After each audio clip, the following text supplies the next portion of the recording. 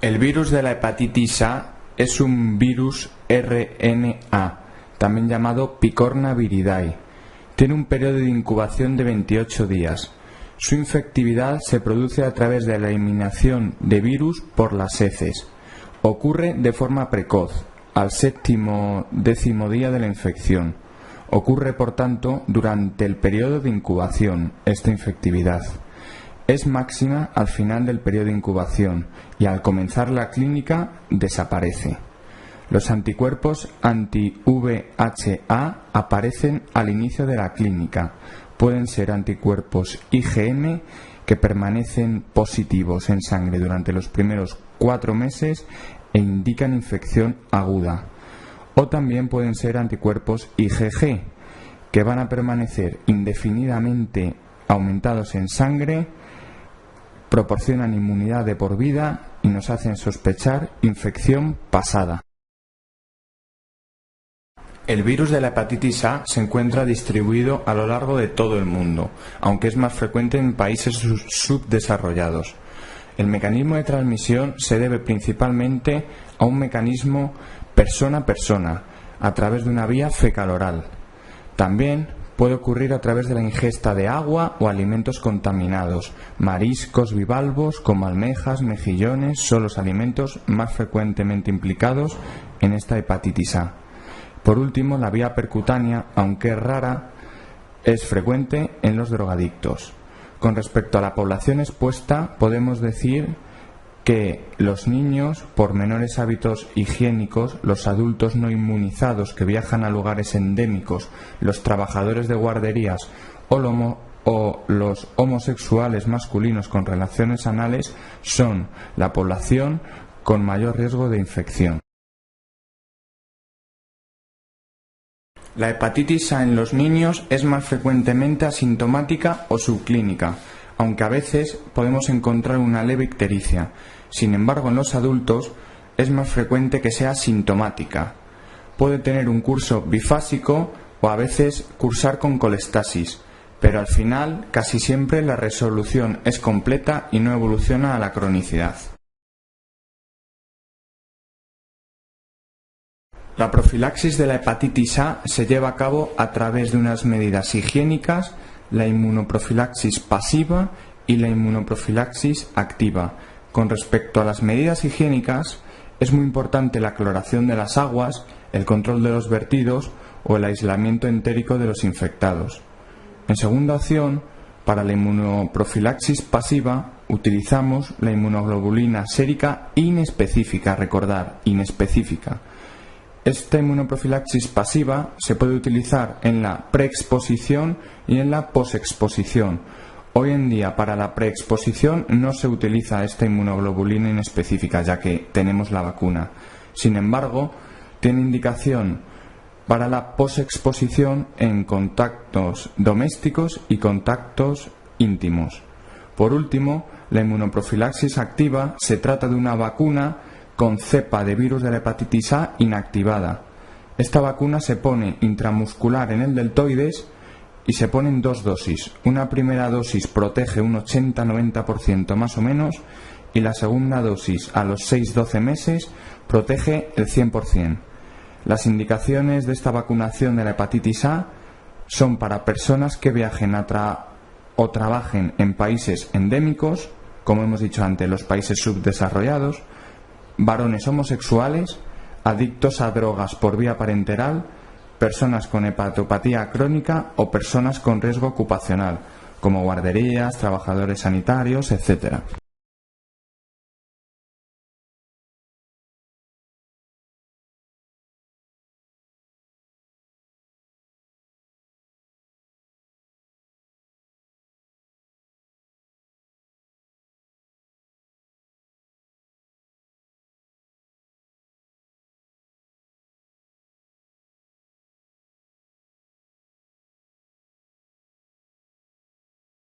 La serología de la hepatitis B es bastante preguntada en el MIR, por tanto es importante que os aprendáis bien la tabla que aparece en el mapa mental. Lo único, recordar la regla del antígeno HBS que indica presencia el antígeno HBC indica contacto y el antígeno HBE que indica replicación. Y recordar que la cepa precore puede indicar, para que os acordéis, una falsa no replicativa y es típico en España, y la cepa de escape puede indicar que escapa la vacuna y no suele aparecer en España.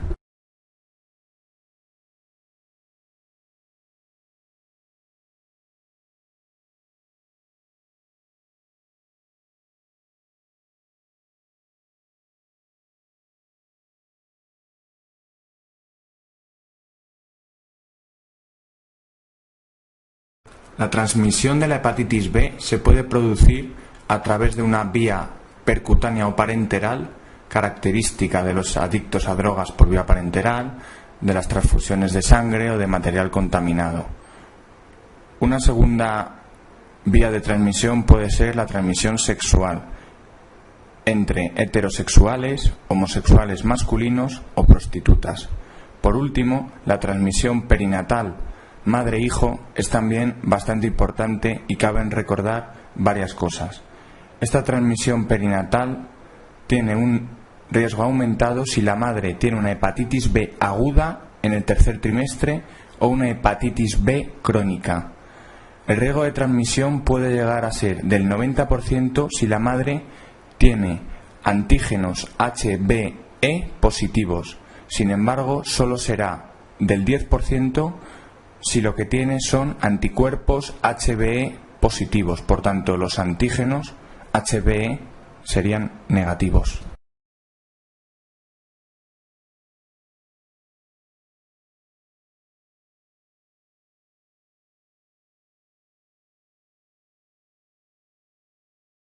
Dentro de la clínica de la hepatitis B, cabe recordar las manifestaciones extrahepáticas.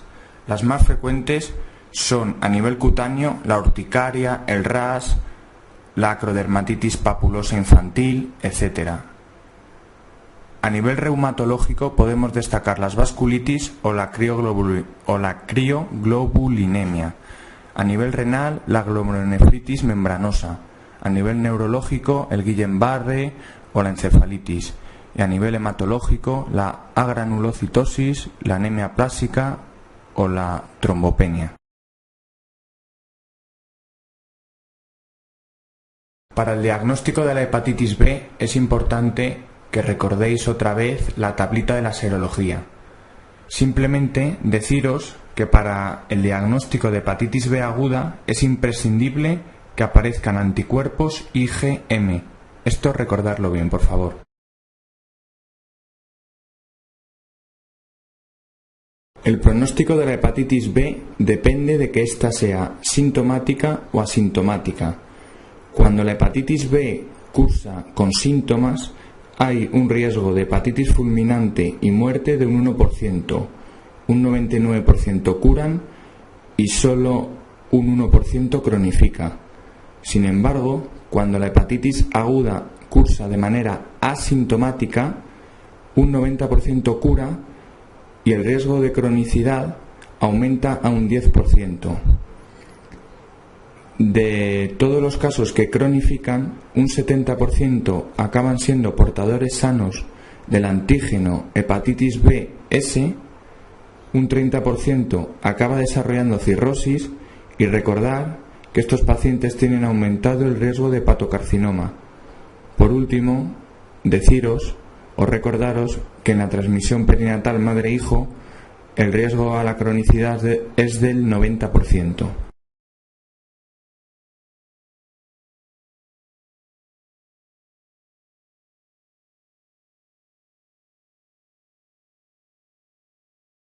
El tratamiento de la hepatitis B depende un poco de si nos encontramos en una fase aguda o crónica de la enfermedad.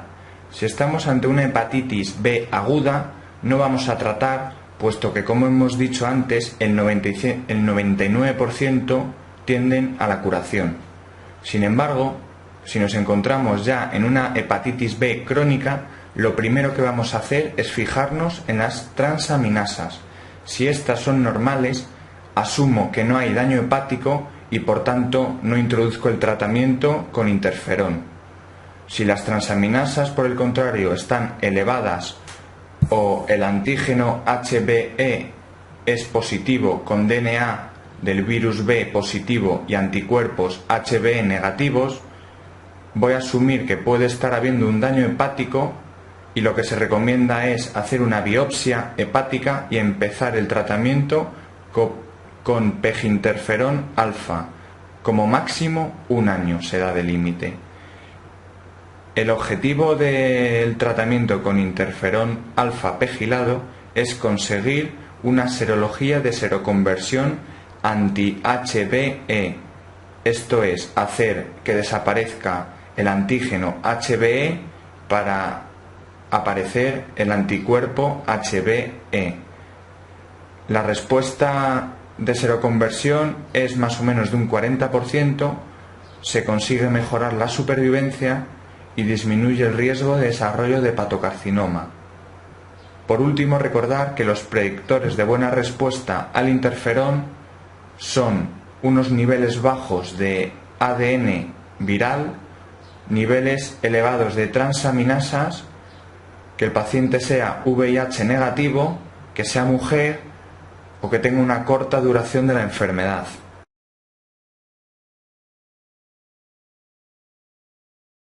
El tratamiento de la hepatitis B por cepas mutantes es un poco especial, ya que, como debéis recordar, es resistente al tratamiento con peginterferón alfa.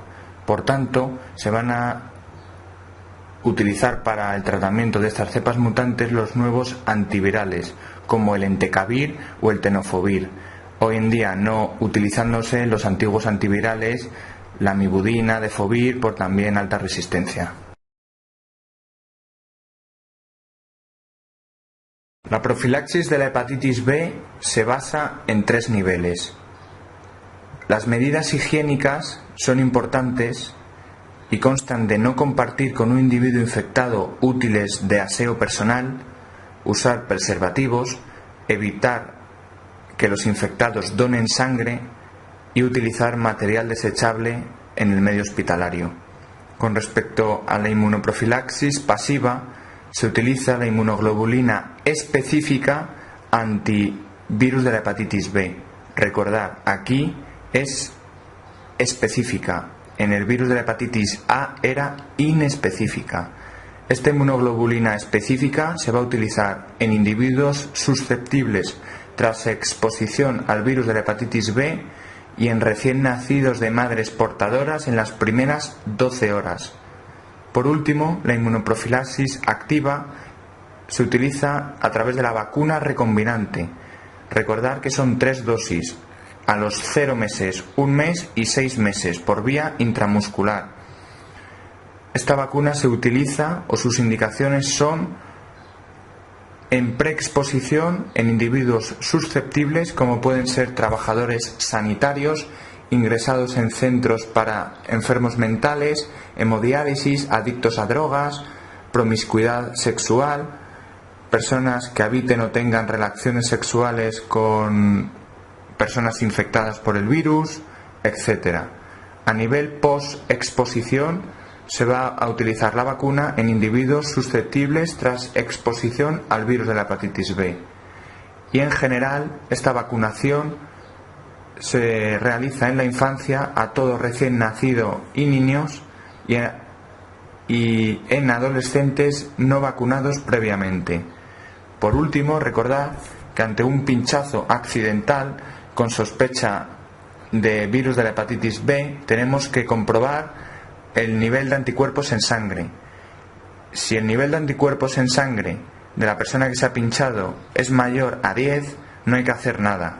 Sin embargo, si este nivel de anticuerpos es menor de 10 y la respuesta no era conocida, debemos intervenir poniendo una inmunoglobulina específica y volviendo a vacunar.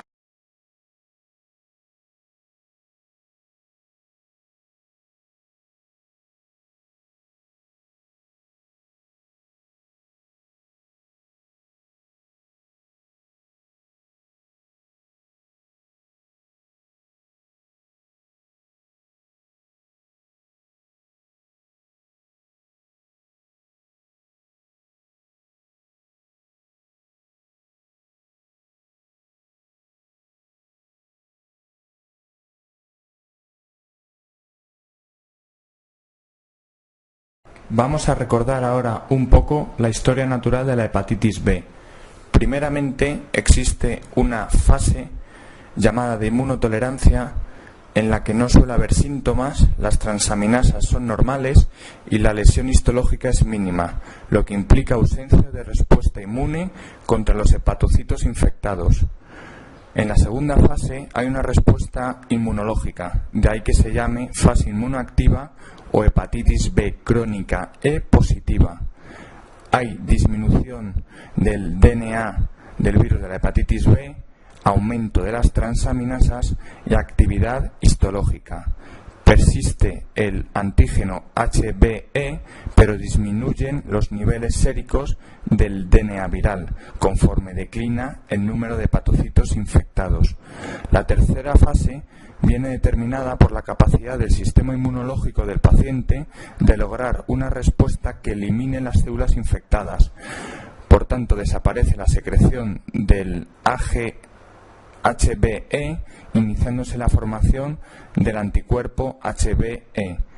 Esta fase es precedida de una marcada disminución del DNA viral a niveles no detectables. Esta fase se denomina portador inactivo del antígeno HBs y puede durar largo tiempo. Finalmente, algunos pacientes pueden desarrollar otra fase con positividad del anticuerpo HBe y negatividad del antígeno HBe y presencia de DNA elevado en suero, debido a la aparición de mutaciones en la región core y precore. Esta fase se denomina de reactivación o de hepatitis B crónica E negativa. Puede cursar con una actividad más o menos mantenida o mediante brotes de actividad necroinflamatoria.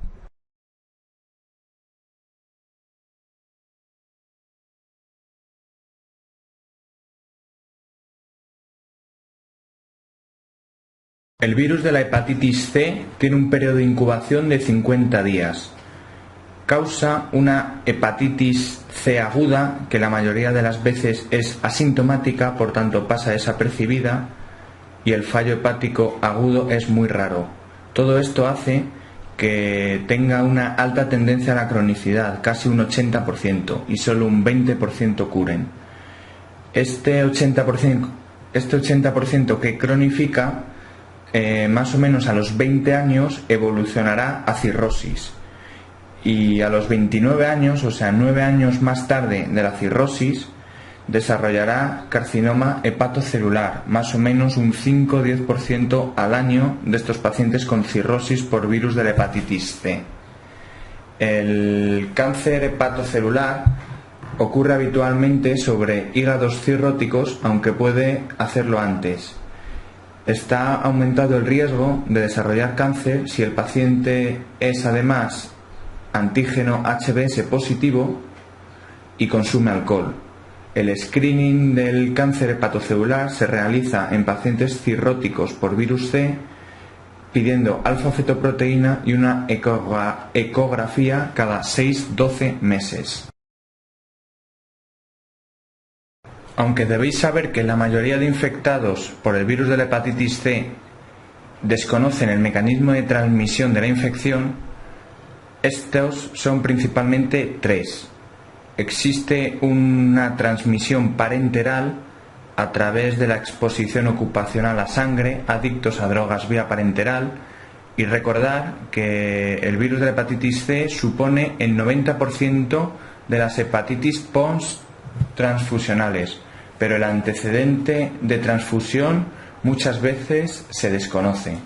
La transmisión sexual, aunque es rara, puede existir, y recuerda que es más frecuente en los pacientes VIH positivos.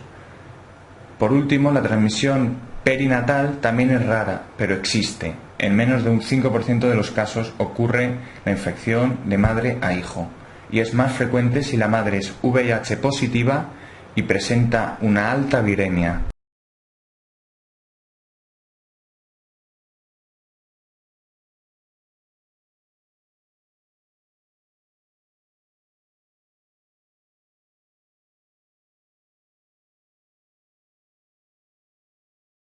Vamos a recordar los principales síndromes extrahepáticos relacionados con el virus de la hepatitis C.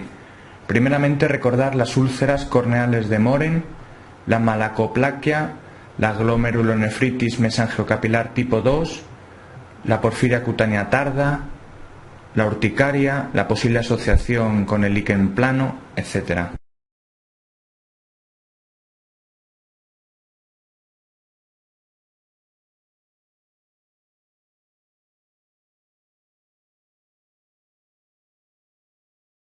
Vamos a recordar los principales síndromes extrahepáticos relacionados con el virus de la hepatitis C. Primeramente recordar las úlceras corneales de Mohren, la malacoplaquia, la glomerulonefritis mesangiocapilar tipo 2, la porfiria cutánea tarda, la urticaria, la posible asociación con el líquen plano, etc.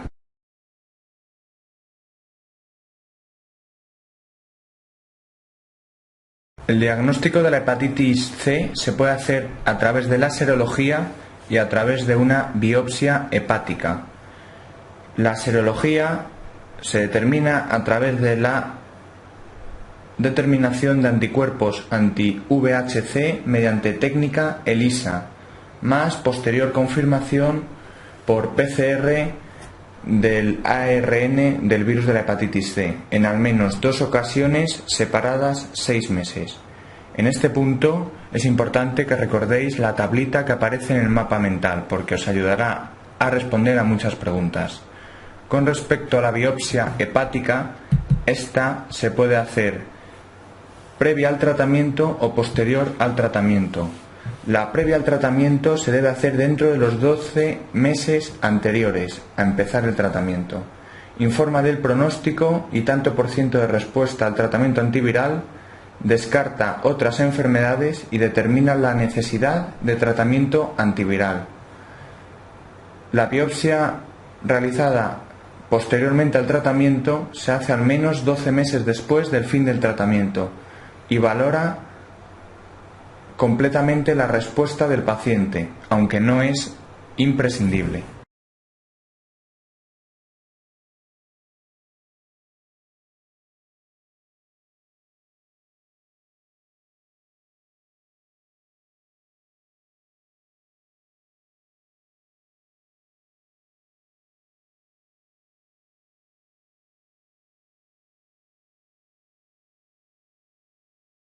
Durante la infección aguda, si tenemos la suerte de que ésta sea sintomática, el tratamiento con interferón va a ser eficaz para eliminar la infección y evitar la evolución a la cronicidad. La mayoría de las veces la infección aguda cursa de manera asintomática, por tanto no nos damos cuenta de que la tiene y no se trata, de ahí que la cronicidad sea del 80%.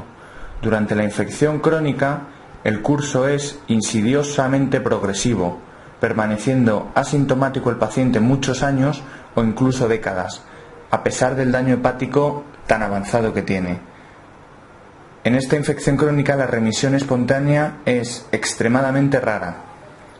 Solo se trata la infección crónica si encontramos niveles de transaminasas muy elevados, si en la biopsia hepática se determina una hepatitis crónica al menos moderada y si está muy alta la carga viral. Para el tratamiento de la hepatitis C crónica hay que diferenciar principalmente si estamos ante un genotipo 1-4 típico de España o un genotipo 2-3 típico de otros países. En España los genotipos 1 y 4 deben tratarse con peginterferón alfa más ribavirina durante un año o 48 semanas. Aquí es importante la determinación de la carga viral del RNA del virus de la hepatitis C a los 3 meses o 12 semanas del inicio del tratamiento, porque a los 3 meses se va a poder inclinar hacia seguir con el tratamiento o parar de tratar por ineficacia del tratamiento. Si a los 3 meses no se encuentra ya carga viral, vamos a estar ante una respuesta viral precoz completa. En esta situación debemos completar el tratamiento hasta la semana 48 y realizar una determinación del RNA al 6.º mes tras el fin del tratamiento, en el cual, si el RNA sigue negativo, estaremos ante una respuesta viral sostenida, y si el RNA a estos 6 meses tras el final del tratamiento vuelve a ser positivo, estaremos ante una ausencia de respuesta al tratamiento. Por otro lado, si a los 3 meses encontramos que ha habido una disminución de la carga viral mayor a 2 logaritmos, la respuesta viral precoz será parcial. En esta ocasión debemos hacer una determinación del RNA en la semana 24 y determinar si el RNA es negativo, pasaremos a una respuesta viral precoz completa y continuaremos completando el tratamiento hasta la semana 48. Sin embargo, si hasta semana 24 el RNA sigue siendo positivo, se suspenderá el tratamiento. Y por último, si no existe una disminución de la carga viral mayor a 2 logaritmos, vamos a estar ante una ausencia de respuesta viral precoz y por tanto no merece la pena seguir tratando. En los casos de genotipos 2 y 3 se va a tratar siempre con peginterferón más ribavirina 24 semanas y a partir de aquí se hará una determinación del RNA en el 6.º mes tras el fin del tratamiento. Y al igual que antes, si tras estos 6 meses después del tratamiento el RNA es negativo, estaremos ante una respuesta viral sostenida, lo que significaría curación. Y si el RNA es positivo, estaremos ante una ausencia de respuesta al tratamiento.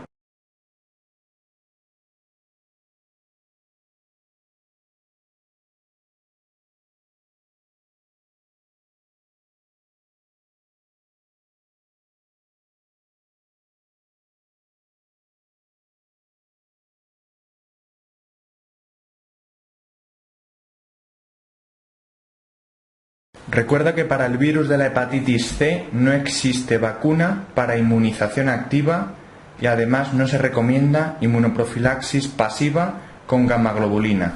Por tanto, la profilaxis del virus de la hepatitis C va a depender principalmente de realizar un adecuado screening en donaciones de sangre, desapareciendo la transmisión por transfusiones, realizar unas correctas medidas para disminuir la transmisión del VIH, no consumir alcohol en pacientes cirróticos por virus de la hepatitis C y la recomendación de vacunación frente a la hepatitis A y la hepatitis B, ya que recuerda que una hepatitis aguda por estos virus en pacientes afectos de hepatitis C crónica aumenta el riesgo de hepatitis aguda grave.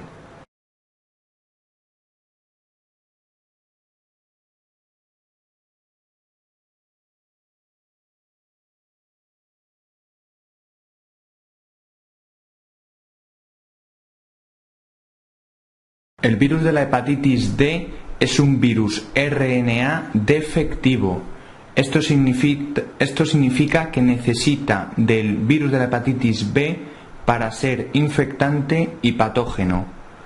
Podemos encontrarnos ante dos situaciones: una coinfección del virus B y el virus D, en el que el virus de la hepatitis D aparece simultáneamente con el virus de la hepatitis B, o una sobreinfección delta, en el que el virus de la hepatitis D infecta a una persona con infección crónica por virus de la hepatitis B.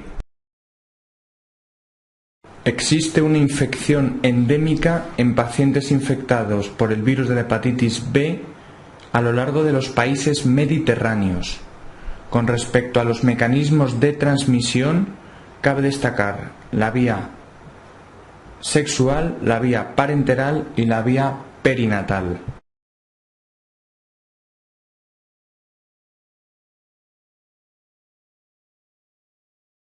En el caso de la coinfección, existe un discreto aumento en el riesgo de hepatitis fulminante. La cronificación es igual al virus de la hepatitis B aislado. Si estamos ante una sobreinfección, aumenta casi a un 20% el riesgo de fallo hepático severo, con alta mortalidad. y el riesgo de cronificación es casi del 100%.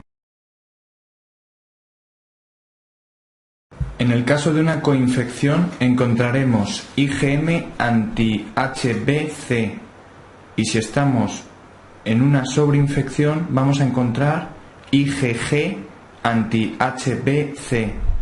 Recordar que en el virus de la hepatitis D existe un periodo ventana de más o menos unos 30-40 días desde que empiezan a disminuir los antígenos de la hepatitis D hasta que aparecen los anticuerpos antivirus de la hepatitis D. En este periodo, todos los marcadores del virus de la hepatitis D van a ser negativos excepto el RNA. Tener cuidado con esto.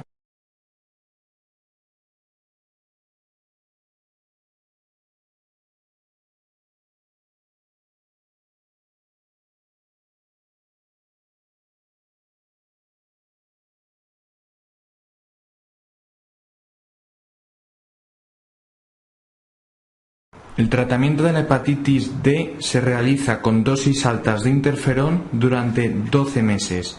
Con esto se consigue inhibir la replicación del virus de la hepatitis D y mejorar la clínica en un 50%. Sin embargo, las recaídas son frecuentes y si estamos ante una recaída se debe valorar la reintroducción del tratamiento y mantenerlo de forma indefinida. La única profilaxis contra el virus de la hepatitis D es la vacunación frente al virus de la hepatitis B. En pacientes infectados por VHB crónico no existe inmunoprofilaxis para el virus de la hepatitis D. Lo único, lógicamente, evitar la vía percutánea y el contacto íntimo para evitar la sobreinfección por el virus de la hepatitis D.